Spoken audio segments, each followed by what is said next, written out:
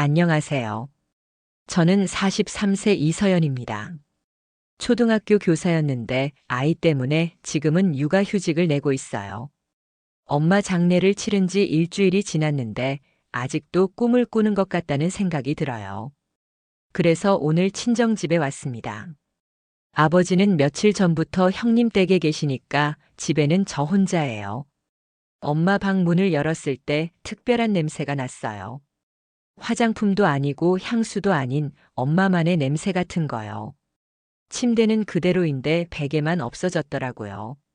아버지가 치우셨나 봐요. 창문을 열고 환기를 시키면서 어디서부터 시작해야 할지 생각했어요. 엄마는 정리를 잘 하시는 분이었거든요. 서랍마다 라벨을 붙이고 옷도 계절별로 나누어 두고 그런 분이셨는데 막상 정리하려니까 뭔가 어색했어요. 화장대부터 시작했어요. 크림이며 로션이며 작은 병들이 가지런히 놓여 있는데 어떤 건 아직 절반도 쓰지 않았더라고요. 엄마가 좋아하시던 핑크색 립스틱도 있고 거의 안 쓰던 아이섀도도 있고요. 그런 걸 하나씩 만지다가 괜히 울컥했어요. 이런 것들을 보면서 엄마를 생각하게 될 줄 몰랐거든요. 그 다음엔 옷장을 열었어요. 오래된 장롱인데 위쪽엔 이불이며 겨울 옷이며 정리되어 있고 아래쪽엔 평상복들이 걸려 있더라고요. 엄마는 화려한 옷을 잘 안 입으셨어요. 검정, 회색, 베이지 그런 색깔들만 좋아하시고요.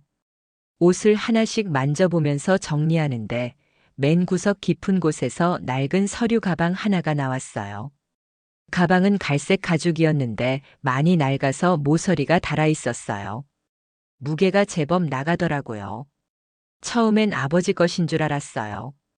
그런데 열어보니까 전혀 예상하지 못한 것들이 나왔어요. 편지들이며 수첩이며 엽서며 심지어 영어로 된 문서까지 있더라고요. 편지 봉투에 적힌 글씨를 보니까 엄마 글씨가 맞는 것 같은데 이상한 건 받는 사람 이름이었어요. 윤채란이라고 적혀 있더라고요. 윤채란이 누구지? 엄마 친구인가? 그런데 주소를 보니까 우리 동네더라고요. 편지가 한두 통이 아니었어요. 두툼한 봉투에 편지가 여러 통씩 들어있고 어떤 건 외국에서 온 것 같기도 하고요. 수첩도 있는데 거기에도 그 이름이 나와요. 윤채란 모임, 채란 원고, 채란 선생님께 이런 식으로요. 앉은 자리에서 편지를 하나 꺼내 읽어봤어요. 그런데 내용이 이상했어요. 제가 아는 엄마랑은 전혀 다른 이야기가 적혀 있는 거예요. 소설 얘기도 나오고 어떤 모임 얘기도 나오고 누군가에게 원고를 보냈다는 얘기도 있고요. 처음엔 엄마가 다른 사람 편지를 보관하고 계신 건가 했는데 글씨며 내용이며 보니까 엄마가 쓰신 게 맞는 것 같았어요. 그때 갑자기 이상한 기분이 들었어요. 뭔가 엄마가 저한테 숨긴 게 있구나 하는 생각이요. 지금까지 저는 엄마를 평범한 주부로만 알고 있었거든요. 집안일 하시고 아버지 뒷바라지 하시고 저랑 오빠 키우시고 그런 분으로만요. 그런데 이 편지들을 보니까 엄마에게 제가 모르는 다른 삶이 있었던 것 같았어요. 당황스러웠어요. 동시에 좀 서운하기도 했고요. 왜 저한테는 말씀 안 하셨을까? 저를 믿지 못하셨나? 아니면 부끄러워하셨나? 여러 생각이 들면서 마음이 복잡해졌어요. 엄마는 항상 솔직한 분이라고 생각했거든요. 저한테 숨길 게 없는 그런 분으로 여겨왔는데 알고 보니까 그게 아니었던 거죠. 가방 안을 더 뒤져보니까 작은 수첩이 또 나왔어요. 거기엔 일정이 적혀 있었는데 목요일 오후 2시 모임, 금요일 저녁 독서회, 토요일 오전 글쓰기 이런 식으로요. 엄마가 이런 모임을 다니셨다고? 저는 엄마가 집 밖으로 나가시는 걸 별로 좋아하지 않으신다고 생각했거든요. 친구들과의 만남도 그리 자주 하지 않으시고 대부분 집에서 시간을 보내시는 분으로 알고 있었는데요. 그날 밤 집에 돌아와서도 계속 그 생각만 했어요. 엄마가 윤채란이라는 이름으로 뭔가 다른 삶을 살고 계셨다는 게 믿어지지 않았거든요. 그런데 한편으론 궁금했어요. 엄마의 그 숨겨진 삶이 어떤 모습이었을까? 왜 숨기셨을까? 저한테 말씀해 주시면 안 되는 일이었을까? 이상한 건 그 순간부터 엄마가 다르게 보이기 시작했다는 거예요. 지금까지 제가 알던 엄마는 정말 일부분이었구나 하는 생각이 들면서요. 엄마에 대해서 제가 얼마나 모르고 있었는지 깨달았어요. 그동안 저는 엄마를 너무 단순하게 생각하고 있었던 것 같아요. 며칠 동안 그 가방을 자꾸 들여다봤어요. 뭔가 단서를 찾아보려고요. 편지들을 다시 하나씩 읽어보고 수첩도 자세히 들여다보고요. 그러다가 한 가지를 발견했어요. 윤채란이라는 이름이 정말 자주 나온다는 거예요. 편지 받는 사람 이름도 윤채란, 엽서 뒷면에 적힌 이름도 윤채란, 수첩에 적힌 일정에도 채란 모임, 채란 선생님 이런 식으로 계속 나오더라고요. 처음엔 엄마 친구분 이름인가 했는데 이상한 점이 있었어요. 우체국 소인을 보니까 모두 같은 지역, 같은 주소에서 보낸 거더라고요. 우리 동네 근처였어요. 그래서 인터넷으로 검색해 봤어요. 윤채란이라고 치니까 몇 개가 나오긴 하는데 저희 엄마랑 연결될 만한 건 없었어요. 그런데 우리 지역 이름을 같이 넣고 검색하니까 오래된 지역 소식지에서 한 가지를 발견했어요. 2010년도 소식지였는데 지역 문예 동호회 소식란에 윤채란님의 단편 아침의 의미가 우수작으로 선정되었다는 작은 기사가 있더라고요. 그걸 보는 순간 심장이 두근거렸어요. 설마 하는 생각이 들었거든요. 혹시 윤채란이 엄마의 다른 이름인 건 아닐까? 그래서 더 찾아봤어요. 지역 도서관 홈페이지에 들어가서 오래된 자료를 뒤져보니까 문예지나 소식지에 윤채란이라는 이름이 종종 나오더라고요. 2008년부터 2018년까지 거의 10년 동안 꾸준히요. 확실하진 않았지만 뭔가 연결점이 있는 것 같았어요. 엄마의 본명은 김명자인데 왜 윤채란이라는 이름을 쓰셨을까? 필명일까? 아니면 다른 이유가 있을까? 계속 궁금증이 커졌어요. 그때 수첩에서 발견한 게 또 있었어요. 전화번호와 주소가 적힌 페이지였는데 거기에 문지영 선생님이라는 이름이 있더라고요. 주소를 보니까 지하철역 근처였어요. 전화를 걸어볼까 했는데 망설여졌어요. 갑자기 모르는 사람한테 전화해서 뭐라고 말하죠? 며칠을 고민하다가 결국 그 주소를 찾아가기로 했어요. 뭔가 알아야 할 것 같았거든요. 엄마가 누구였는지, 제가 모르는 엄마의 모습이 정말 있었는지요. 지하철을 타고 가면서 계속 생각했어요. 만약에 정말 엄마가 다른 이름으로 다른 삶을 살고 계셨다면 저는 어떤 기분일까? 서운할까 아니면 신기할까? 엄마를 이해하지 못했던 걸 후회할까? 여러 생각이 들었는데 그 중에서도 가장 큰 감정은 궁금함이었어요. 제가 모르는 엄마는 어떤 모습이었을까 하는 간절한 궁금함이요. 주소를 찾아가니까 작은 북카페였어요. 책과 이야기라는 간판이 걸려 있었고 입구에는 화분들이 예쁘게 놓여 있더라고요. 문을 열고 들어가니까 중년 여성분이 계산대에 앉아 계셨어요. 따뜻해 보이는 분이었는데 제가 들어가자 미소를 지어주시더라고요. 안녕하세요. 혹시 문지영 선생님이신가요? 제가 조심스럽게 물어봤어요. 그분이 고개를 끄덕이시더라고요. 네, 맞습니다. 무슨 일이시죠? 저는 김명자 씨 딸 이서연이라고 합니다. 어머니께서 돌아가셨는데 유품을 정리하다가 선생님 연락처를 발견해서요. 그러자 그분 표정이 확 달라졌어요. 아, 명자 씨가. 목소리가 작아지더라고요. 저도 소식을 들었어요. 정말 갑작스럽게. 많이 슬프시겠어요. 그때 저는 확신했어요. 이분이 엄마를 아는 분이구나. 그런데 이상한 건 이분이 엄마를 명자 씨가 아니라 다른 이름으로 불렀다는 거예요. 혹시 저희 어머니를 윤채란이라는 이름으로 아셨나요? 제가 조심스럽게 물어봤어요. 그분이 놀란 듯이 저를 보더니 천천히 고개를 끄덕였어요. 네, 여기서는 채란 선생님으로 불렸어요. 15년 넘게 우리 모임의 일원이셨거든요. 그 말을 들은 순간 정말 충격이었어요. 15년이나요? 그동안 엄마가 이런 삶을 살고 계셨다는 게 믿어지지 않았어요. 제가 아는 엄마는 그냥 평범한 주부였는데 알고 보니까 전혀 다른 사람이었던 거죠. 문지영 선생님이 차를 한 잔 내주시면서 천천히 이야기를 시작하셨어요. 채란 선생님은 정말 특별한 분이셨어요. 이 모임에서 가장 오래 함께한 분 중 하나였거든요. 모임이요? 제가 물어봤어요. 네, 소설 창작 모임이에요. 매주 목요일마다 모였는데 채란 선생님은 한 번도 빠진 적이 없으셨어요. 비가 와도 오시고 눈이 와도 오시고요. 정말 성실하신 분이었어요. 소설 창작 모임이라고요? 엄마가 소설을 쓰셨다는 말인가요? 저는 엄마가 글 쓰는 걸 좋아하신다는 것도 몰랐는데요. 어떤 글을 쓰셨어요? 제가 궁금해서 물어봤어요. 주로 일상 이야기를 소설로 쓰셨어요. 가족 이야기, 이웃 이야기, 지나온 시간들에 대한 이야기요. 그런데 참 특이한 게 채란 선생님 글에는 항상 슬픔이 깔려 있었어요. 그런데 그 슬픔이 아름답더라고요. 품위 있게 슬픔을 다루는 분이셨어요. 품위 있게 슬픔을 다룬다니 무슨 말인지 알 것 같았어요. 엄마는 평소에도 감정 표현을 크게 하지 않으시는 분이었거든요. 기쁘거나 슬프거나 늘 담담하게 받아들이시는 분이셨어요.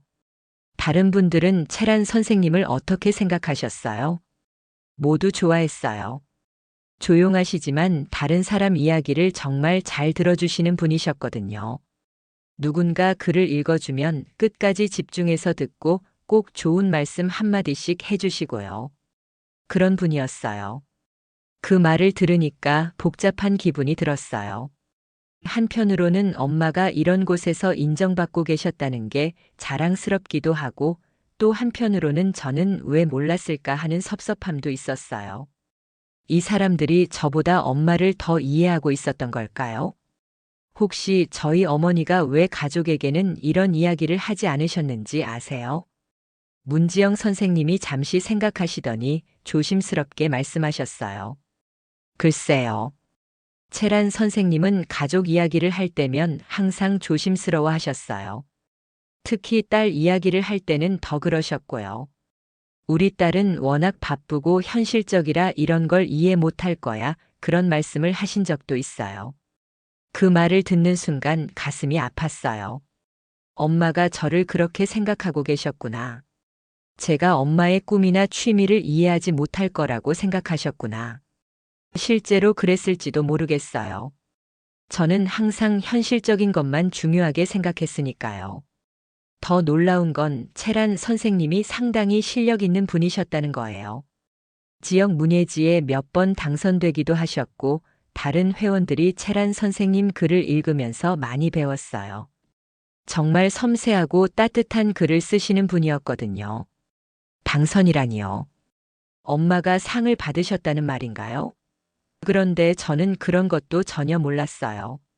엄마는 집에서 그런 기쁨을 혼자만 간직하고 계셨던 거군요. 그때 문지영 선생님이 잠시 자리를 뜨시더니 파일 하나를 들고 오셨어요.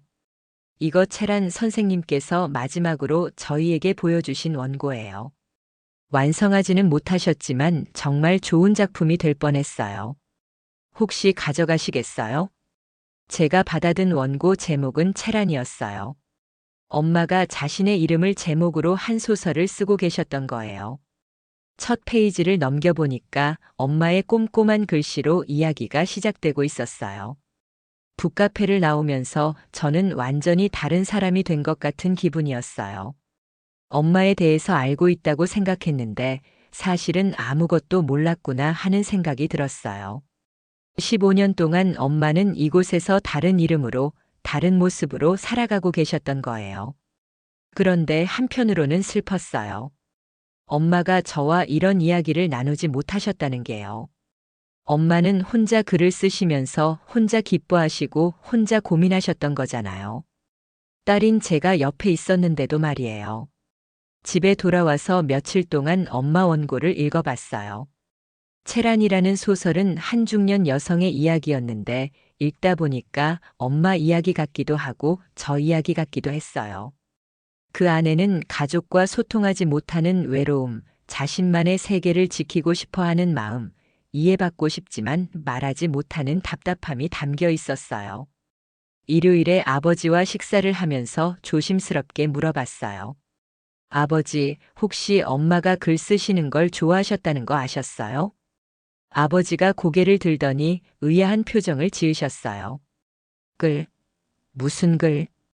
그냥 일기 같은 것도 쓰시고 그러셨나 해서요. 내 엄마는 그런 거 안 했어. 실용적인 걸 좋아하는 사람이었지 쓸데없는 일은 안 하는 성격이었어. 쓸데없는 일이라고요? 아버지에게 엄마의 글쓰기는 쓸데없는 일이었나 보네요. 그럼 엄마가 어떤 모임 같은 곳에 나가시는 것도 모르셨어요? 무슨 모임? 내 엄마는 밖에 나가는 걸 별로 안 좋아했어. 집에서 텔레비전 보거나 집안일 하는 걸 좋아하는 사람이었지. 사람들하고 어울리는 것도 그렇게 좋아하지 않았고. 그 말을 듣는 순간 정말 충격이었어요. 아버지가 알고 계시는 엄마와 제가 새로 알게 된 엄마가 완전히 달랐거든요. 엄마는 15년 동안 매주 목요일마다 나가셨는데 아버지는 그것도 모르고 계셨던 거예요. 아버지, 혹시 엄마가 목요일마다 어디 가신다고 말씀하신 적 없으세요? 아버지가 잠시 생각하시더니, 아, 그거 병원 간다고 했지. 무릎이 아프다고 물리치료 받으러 간다고 했어. 그런데 왜 그런 걸 물어보니? 병원이라고 하셨구나. 엄마는 아버지에게 거짓말을 하면서까지 모임에 나가셨던 거예요. 왜 그러셨을까요? 왜 솔직하게 말씀하지 못하셨을까요? 아버지는 엄마가 무슨 꿈이나 하고 싶은 일이 있으셨는지 아세요? 내 엄마 꿈. 그런 거 없었어. 현실적인 사람이었으니까. 집안일 잘하고 자식들 잘 키우고 그게 엄마 역할이라고 생각하는 사람이었어. 괜한 욕심 안 부리고 분수를 아는 사람이었지. 분수를 안다고요. 엄마가 글을 쓰고 싶어 하는 게 분수를 모르는 일이었나요? 갑자기 아버지가 낯설게 느껴졌어요. 40년을 함께 살면서도 아내의 꿈을 이해하지 못하셨던 거잖아요. 혹시 엄마가 윤채란이라는 이름을 쓰신 적 있는지 아세요? 윤채란?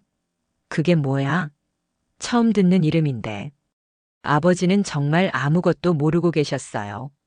엄마의 다른 삶을, 다른 이름을, 다른 꿈을 전혀 모르고 계셨던 거예요. 그런데 더 놀라운 건 아버지가 그런 걸 알려고 하지도 않으셨다는 거였어요. 엄마에게 관심이 없으셨던 것 같았어요. 그날 밤 집에 돌아와서 정말 많이 울었어요. 엄마가 얼마나 외로우셨을까 하는 생각 때문이었어요. 남편에게도 자신의 꿈을 이야기하지 못하고 딸에게도 말하지 못하고 혼자서 모든 걸 감추면서 살아가셨던 엄마가 너무 안쓰러웠어요. 그리고 저 자신도 미안했어요. 엄마가 저에게 뭔가 말씀하고 싶어 하셨을 때 저는 바쁘다는 핑계로 제대로 들어드리지 않았던 것 같아요. 엄마의 마음을 읽으려고 노력하지 않았던 것 같아요. 아버지도 저도 엄마를 엄마로만 봤던 게 아닐까요? 한 사람으로, 한 인간으로는 보지 않았던 거 아닐까요? 엄마에게도 꿈이 있고 하고 싶은 일이 있고 이루고 싶은 것이 있었는데 말이에요. 다음 날부터 본격적으로 엄마가 남기신 편지들을 읽기 시작했어요. 처음엔 글씨 때문에 어려웠는데 천천히 읽다 보니까 익숙해졌어요. 편지 한 통 한 통을 읽으면서 제가 몰랐던 엄마의 마음을 알게 됐어요. 어떤 편지에는 이런 내용이 있었어요. 오늘 딸이 학교에서 상을 받아서 왔다. 자랑스럽지만 한편으로는 서운했다. 딸은 나에게 상 받은 이야기는 하면서 내가 글로 상 받은 이야기는 관심 없어 한다. 물론 내 탓이다. 내가 말하지 않았으니까. 그 편지를 읽으면서 기억이 났어요. 초등학교 때 100일장에서 상을 받아서 집에 왔을 때였어요. 엄마가 유독 기뻐하시면서 우리 딸 글 잘 쓴다고 하셨던 게 기억났어요. 그때 엄마도 글을 쓰고 계셨구나. 그래서 그렇게 기뻐하셨구나. 다른 편지에는 더 솔직한 내용도 있었어요. 가끔 이 집을 떠나고 싶다는 생각을 한다. 나만의 공간에서 마음껏 글을 쓰고 누구 눈치 보지 않고 하고 싶은 일을 하면서 살고 싶다. 그런데 그럴 용기는 없다. 가족을 버리고 갈 수는 없으니까. 엄마가 그런 생각을 하고 계셨다니요. 저는 엄마가 이 집에서 이 가족과 함께 사는 게 당연하다고 생각했는데 엄마는 떠나고 싶어 하셨던 거예요. 그런데 책임감 때문에 참으셨던 거고요. 어떤 편지는 모임 사람들에게 보내는 내용이었는데 거기에는 엄마의 다른 모습이 담겨 있었어요. 지영 선생님, 오늘 모임에서 제 글을 좋게 평가해 주셔서 정말 기뻤습니다. 집에서는 누구도 제 글에 관심을 갖지 않는데 선생님들께서 인정해 주시니까 용기가 납니다. 다음 주에는 더 좋은 글로 찾아뵙겠습니다. 그런 편지를 읽으면서 엄마가 얼마나 인정받고 싶어 하셨는지 알게 됐어요. 가족에게서 받지 못한 인정을 모임에서 받으셨던 거죠. 그분들이 엄마에게는 정말 소중한 사람들이었구나 싶었어요. 그런데 가장 충격적인 편지가 있었어요. 어떤 남성분에게 보내는 편지였는데 내용이 좀 특별했어요. 민수 선생님, 선생님과의 대화는 언제나 저에게 힘이 됩니다. 선생님만이 제 글의 진정한 의미를 이해해 주시는 것 같아요. 가끔 선생님과 다른 인생을 살 수 있었다면 어떨까 하는 생각을 합니다. 물론 불가능한 일이지만요. 이 편지를 읽는 순간 정말 복잡한 감정이 들었어요. 엄마가 다른 남자분에게 특별한 감정을 가지고 계셨던 건가요? 아버지 외에 다른 사람을 사랑하신 건가요? 처음에는 배신감이 들었어요. 그런데 계속 읽다 보니까 그게 단순한 사랑은 아닌 것 같았어요. 이해받고 싶은 마음, 소통하고 싶은 마음이 더 큰 것 같았어요. 엄마는 아버지와는 다른 차원에서 소통할 수 있는 사람이 필요하셨던 것 같아요. 글에 대해서, 꿈에 대해서, 인생에 대해서 이야기할 수 있는 사람 말이에요. 그것도 죄일까요? 편지들을 다 읽고 나니까 엄마에 대한 제 생각이 완전히 바뀌었어요. 엄마는 단순히 희생적인 어머니가 아니셨어요. 복잡한 감정을 가진 욕망도 있고 꿈도 있는 한 인간이셨던 거예요. 그런데 그 모든 걸 숨기고 살아가야 했던 거죠. 미안했어요. 엄마를 너무 단순하게만 생각했던 제 자신이요. 엄마도 저처럼 고민도 하고 갈등도 하고 사랑도 하고 싶어 하는 사람이었는데 저는 그냥 엄마로만 봤던 거예요. 그리고 존경스러웠어요. 그 모든 복잡한 감정을 혼자 감당하면서도 가족을 위해 자신의 역할을 다하려고 노력하신 엄마가요. 쉽지 않았을 텐데 정말 대단한 분이셨어요. 엄마가 떠난 지 한 달이 넘었어요. 그날 이후로 매일 밤 친정집에서 가져온 낡은 서류 가방을 꺼내봅니다. 갈색 가죽이 달아 부드러워진 그 가방 안에는 엄마의 또 다른 이름 윤채란이 살아있어요. 오늘은 문지영 선생님이 북카페에서 건네주신 엄마의 유고 소설 채란을 펼쳤어요. 얇은 원고지 위에 엄마의 꼼꼼한 글씨가 빼곡히 적혀 있더라고요. 첫 문장을 읽는 순간 숨이 멎는 듯 했어요. 그녀는 매일 아침 창문을 열고 바람을 맞았다. 바람은 그녀의 비밀을 아는 듯 속삭였다. 우리 집 거실 창문, 엄마가 늘 서 있던 그 자리가 떠올랐어요. 소설 속 주인공은 중년의 여성이었고 곧바로 엄마의 모습이 그려졌어요. 그런데 읽을수록 그 여성이 때로는 저처럼 느껴졌어요. 엄마의 삶과 제 삶이 얽히며 이야기가 점점 깊어졌어요. 소설은 한 여성이 가족 안에서 그리고 자신만의 세계에서 느끼는 외로움과 갈망을 그렸어요. 주인공은 매일 반복되는 집안일 속에서도 틈을 내어 글을 썼어요. 그녀는 가족에게 말하지 못한 꿈을 종이에 적으며 자신을 지켰어요. 나는 누구에게도 말하지 못했다. 내 안의 이야기가 이렇게 커질 줄 몰랐다. 이 문장을 읽으며 가슴이 아렸어요. 엄마가 이 문장을 쓰던 밤 어떤 마음이었을까? 혼자 책상에 앉아 펜을 들고 있었을 엄마의 모습이 선했어요. 그때 저는 뭘 하고 있었을까? 엄마가 글을 쓰고 있다는 걸 전혀 몰랐던 그 시간들, 저는 너무 바빠서 엄마의 마음을 보지 못했어요. 소설 속엔 저를 떠올리게 하는 인물이 나왔어요. 바쁘게 살아가는 딸, 현실적인 선택만 좇는 딸. 딸은 나를 이해하지 못할 거야. 내가 뭘 꿈꾸는지, 뭘 원하는지 모를 거야. 이 문장을 읽으며 눈물이 났어요. 엄마는 저를 그렇게 봤구나. 제가 엄마의 꿈을 이해하지 못할 거라고 생각했구나. 사실 그랬을지도 몰라요. 저는 늘 현실적인 것만 중요하다고 여겼으니까. 학교 일, 아이 키우기, 그런 것들만 쫓으며 살았어요.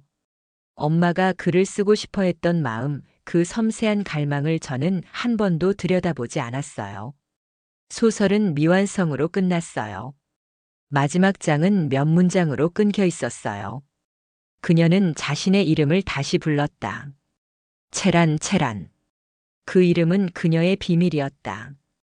이 문장에서 원고는 멈췄어요. 엄마가 왜 이 소설을 끝내지 못했는지, 왜 이 제목을 골랐는지 궁금했어요. 체란이라는 이름은 엄마에게 무슨 의미였을까?